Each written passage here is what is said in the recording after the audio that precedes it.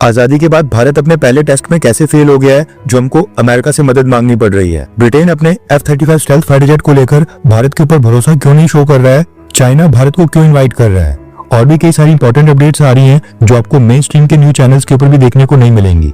इसलिए इस वीडियो को एंड तक देखिएगा। सबसे पहले बात करते हैं ब्रिटिश नेवी के F-35 स्टेल्थ फाइटर जेट के बारे में, जो पिछले 6 दिन के बाद भी केरला के तिरुवनंतपुरम एयरपोर्ट के ऊपर ही पार्क्ड है। रेफरेंस के लिए आपकी स्क्रीन के ऊपर आर्टिकल का स्क्रीनशॉट है। दरअसल इस F-35 फाइटर जेट को लेकर न्यूज निकल कर आ रही है कि भारत ने ब्रिटिश नेवी से कहा कि ये फाइटर जेट क्योंकि पिछले कई दिनों से ओपन एरिया में पार्क्ड है और बेवजह एयरपोर्ट का काफी बड़ा सेक्शन ब्लॉक करके बैठा है, इसलिए हम इसको मूव करके हैंगर्स में शिफ्ट कर देते हैं ताकि हैंगर्स के अंदर ये धूप से भी बचा रहे और बारिश से भी।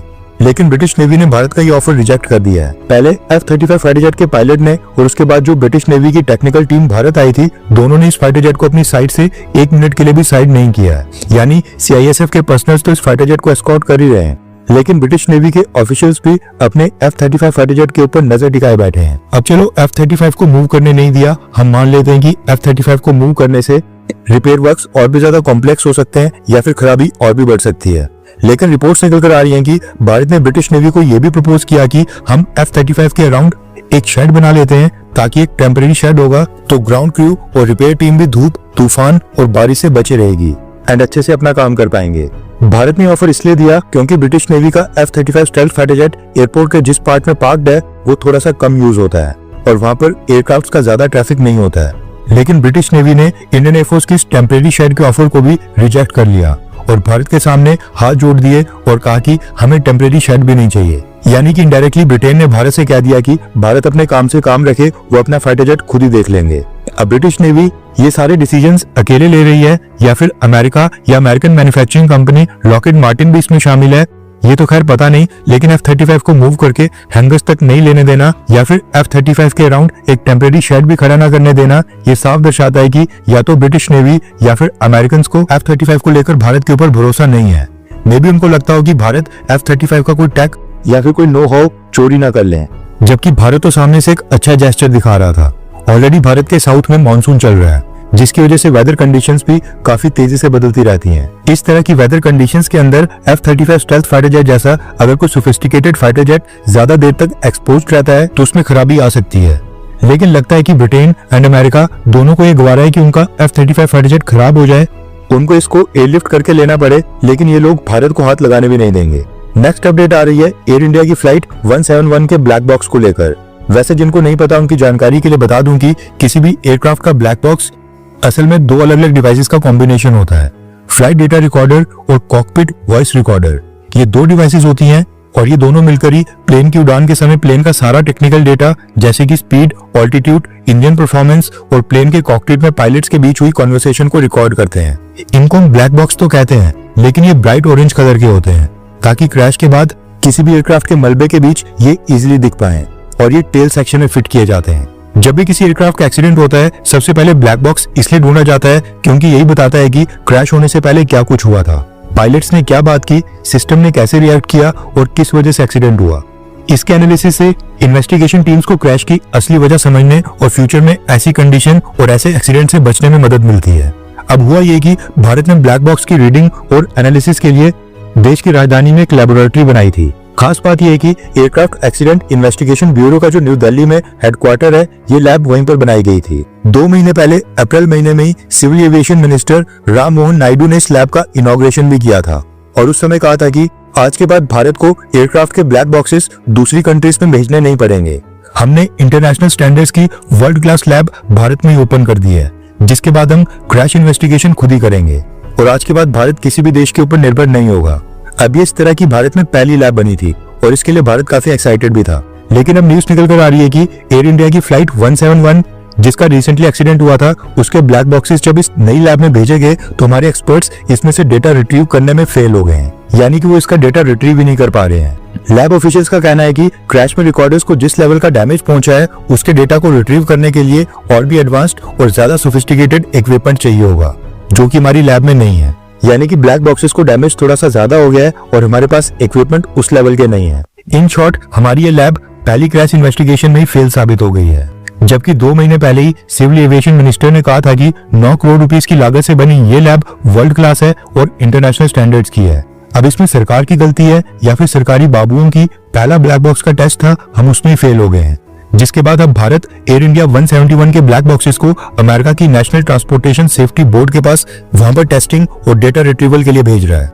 अमेरिका की एजेंसी अब डेटा रिट्रीव और इन्वेस्टिगेशन करके बताएंगे कि ब्लैक बॉक्स में क्या क्या रिकॉर्ड हुआ था। दुख इस बात का है कि लैब बनाने के बाद भी अमेरिका के ऊपर निर्भर होना पड़ रहा है।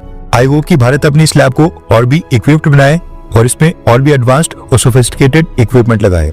नेक्स्ट अपडेट आ रही है भारत, ईरान और इजराइल को लेकर। जैसा कि आपको पता होगा, भारत ने ऑपरेशन सिंधु के तहत ईरान से अपने स्टूडेंट्स और इंडियंस को इवैक्यूएट करना स्टार्ट कर दिया था। अब न्यूज निकल कर आ रही है कि ऑपरेशन सिंधु में इजराइल को भी ऐड कर दिया गया है एंड इजराइल से भी भारत अपने नेशनल्स को इवैक्यूएट कर रहा है। न्यूज निकल कर आ रही है कि इजराइल से उन्हीं लोगों को इवैक्यूएट किया जाएगा जो भारत वापस आना चाहते हैं, क्योंकि इजराइल ईरान के कंपैरिजन में काफी सेफ है और इजराइल के अंदर वहां पर प्रॉपर शेल्टर्स और प्रॉपर बंकर्स पहले से प्रिपेयर्ड हैं।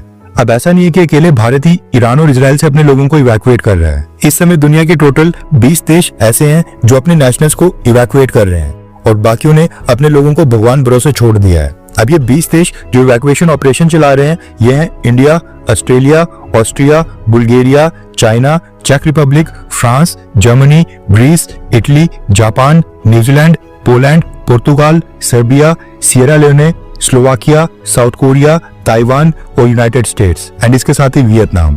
हालांकि अमेरिका, ब्रिटेन एंड कई सारे वेस्टर्न एंड यूरोपियन देश जो ये इवैक्यूएशन फ्लाइट्स और बसेस अरेंज कर रहे हैं, उसका सारा खर्चा ये अपने लोगों से ही ले रहे हैं, जबकि भारत सरकार फ्री में दिल्ली तक लोगों को ला रही है। इसके अलावा कुछ ऐसी भी अनकन्फर्म्ड रिपोर्ट्स निकल कर आ रही हैं कि भारत के कुछ पड़ोसी देश जैसे कि नेपाल, बांग्लादेश, श्रीलंका और मालदीव्स, इनकी गवर्नमेंट भारत से रिक्वेस्ट कर रही है कि उनके भी कुछ सिटीजन्स ईरान और इजराइल में फंसे हैं, उनको भी इवैक्यूएट करने में भारत इनकी मदद करे और उनको भी साथ में ले आए, जैसा भारत ने यूक्रेन रशिया वॉर की स्टार्टिंग के समय किया था।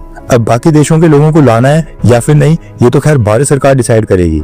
लेकिन आपको क्या लगता है कि क्या बांग्लादेश, मालदीव्स जैसे देशों के लोगों को फ्री में भारत लाना चाहिए? हाँ या फिर ना, नीचे कमेंट करके अपनी राय जरूर बताएं। नेक्स्ट अपडेट आ रही है भारत और चाइना को लेकर। एससीओ देशों ने ईरान एंड इजराइल के ऊपर जो स्टेटमेंट रिलीज की थी, उसके ऊपर तो भारत ने अपने आप को कॉर्नर करके साफ कह दिया था कि हम इस स्टेटमेंट को सपोर्ट नहीं करते हैं। लेकिन एससीओ देशों की मीटिंग्स में भारत अपनी अटेंडेंस जरूर देगा। 25 से 26 जून को चाइना में एससीओ कंट्रीज के डिफेंस मिनिस्टर्स की एक मीटिंग होनी है।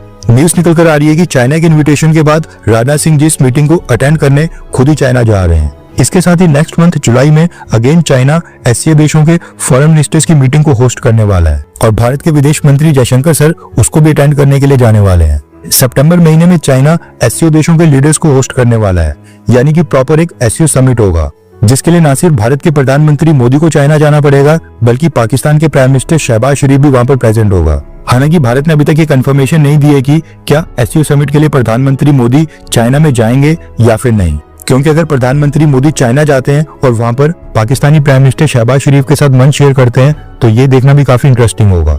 नेक्स्ट अपडेट आ रही है ईरान, पाकिस्तान एंड अफगानिस्तान को लेकर। दरअसल ईरान की एयरस्पेस इस समय पूरी तरह से बंद है, जिसकी वजह से ईरान में एक भी कमर्शियल फ्लाइट लैंड नहीं हो पा रही है। मसला ये है कि ईरान के हजारों लोग हज करने और पिलग्रिमेज के लिए सऊदी अरब, इराक और दूसरी कंट्रीज में गए थे। अब ये सब लोग वापस ईरान नहीं आ पा रहे थे, जिसके बाद ईरान ने पाकिस्तान से रिक्वेस्ट करके कहा कि वो ईरान के पिलग्रिम्स को अपने देश में एंट्री दे और लैंड बॉर्डर्स के जरिए उनको वापस से ईरान जाने की परमिशन दे।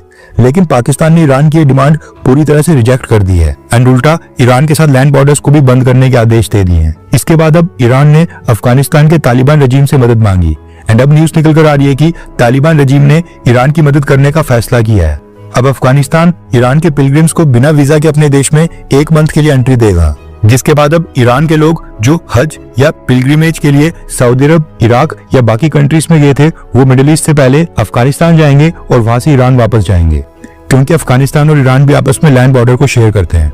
पाकिस्तान ने ट्रांजिट फैसिलिटी तो दी नहीं, लेकिन माना जा रहा है कि बलूचिस्तान रीजन में पाकिस्तान की 2 सबसे बड़ी एयरफील्ड और एयर बेसेज हैं, इनको पाकिस्तान ने अमेरिका को दे दिया है। न्यूज निकल कर आ रही है कि पाकिस्तान आर्मी चीफ आसिम मुनीर ने ये दोनों एयर बेसेस अमेरिका को ईरान के खिलाफ इस्तेमाल करने के लिए दे दिए हैं। अगर अमेरिका को जरूरत महसूस हुई तो वो ईरान बॉर्डर के पास इन दोनों एयरफील्ड का इस्तेमाल कर सकता है। हर 24 घंटे के अंदर जियोपॉलिटिक्स में बड़े फेरबदलाव और उलटफेर हो रहे हैं और भारत के लिए नए चैलेंजेस आ रहे हैं। कोई देश अपने फैसले से पलट रहा है तो कोई देश ब्लैकमेलिंग के ऊपर उतर आया है। सभी देश एक दूसरे को नीचे लगाने की कोशिश कर रहे हैं। इन सब के बीच हमारा भारत किसी भी देश से पीछे न रह जाए, इसके लिए मोदी सरकार लगातार कोशिशें कर रही है। एंड भारत की foreign policy, defence news, economy और ग्लोबल अफेयर्स का सही एनालिसिस हमारे चैनल इंडियन अफेयर्स का मिशन है, और ये मिशन आपके सपोर्ट के बिना अधूरा है। इंडियन अफेयर्स हिंदी के ऊपर हम सभी फैक्ट्स और डेटा बिल्कुल सरल भाषा में एनालाइज करते हैं, बिना किसी एजेंडा के। अगर आप चाहते हैं कि इंडियन अफेयर्स का सही और ऑथेंटिक एनालिसिस आप तक लगातार पहुंचे, तो इस वीडियो को लाइक करें और हमारे चैनल इंडियन अफेयर्स को सब्सक्राइब करके बेल नोटिफिकेशन ऑन करना मत भूलिए। आपका एक लाइक हमारे चैनल को ग्रो करने में काफी मदद करेगा, और एक सब्सक्राइब ये सुनिश्चित करेगा कि आप किसी भी इंपॉर्टेंट अपडेट को मिस ना करें। अगर आपने हमारे चैनल को पहले से सब्सक्राइब किया है तो दिल से धन्यवाद। जय हिंद, वंदे मातरम।